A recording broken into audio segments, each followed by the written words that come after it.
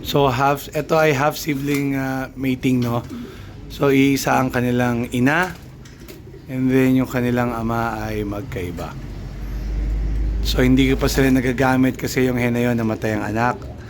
I mean, hindi ko pa nakukuhanan ng anak yung hen. Itong cock na to ay first time.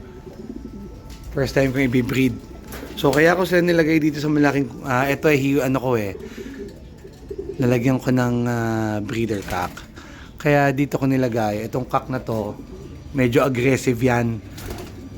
Mas maganda yan kasi yung hen hindi niya kayang kalbuhin o bugbugin, no. Magpe-pair sila naturally.